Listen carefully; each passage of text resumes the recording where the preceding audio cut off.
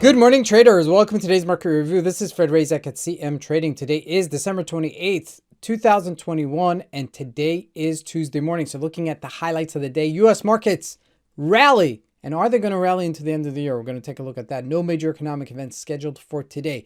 So starting out with the Forex pairs, we're looking at the major pairs really tapering off and really unchanged from yesterday. In the indices, Dow Jones and the NASDAQ both rally nicely to close to its highs. Now looking at commodities, gold and oil both lift the market as well and gaining steam on the upside as well. Now looking at the stocks, Apple and Microsoft were the ones that gained the most yesterday. And lastly, looking at Bitcoin giving up its gains. So that's a kind of an inverse relationship right now that it's having with the markets. But let's take a look at the markets and see what we can expect from today's trading.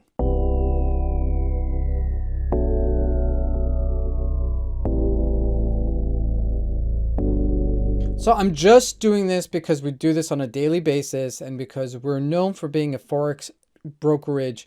But look at this. I mean, this is ridiculously not tradable. Okay, this is not tradable. I'm saying it again, not tradable. Do not trade the Euro USD. Okay, at least not this week. I mean, we're in like a 10 pip range. I mean, that's like ridiculous. It's watching paint dry is less painful than watching this market right now. I mean, it's absolutely ridiculous. Don't look at the Forex pairs this week. I really mean it. Like, just save yourself time. I mean, you know, there's no reason you have to trade the Forex symbols just because they're there, because they're not tradable right now. I mean, we're trading right now at 1323, down from 1327. Are you kidding me? I mean, that's like a 2 pip range. Like, no, that's how much you would pay for the spread. Okay, so don't trade Forex symbols this week.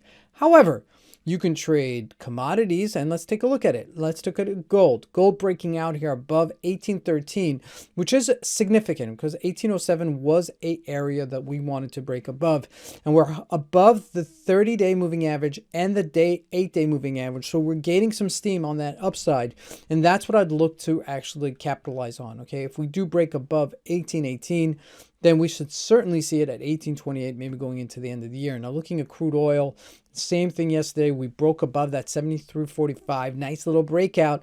And that's what's lifting the markets, okay? This is the type of environment you want to be in. Even if it's not in a lot of volume, it's happening, okay? It's really happening. Now looking at the big board, the Dow Jones trading at 36,160 right now, about 27 points off of its off of its highs for the day. It's off about 30 to 40 points.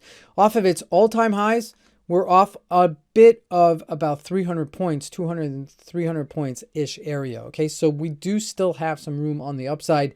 Now we're getting into resistance-ish area. Now, is this the point of resistance? Is it a little bit higher? I'm not sure, okay, to tell you the truth, because volume is decreasing here. We have some volume, but not major kind of volume on the upside. Now looking at the NASDAQ, same story. We're close to our all-time highs, but we're not there yet. Now looking at the individual stocks, and this is what I really want you guys to focus. Apple, Microsoft, these are the two.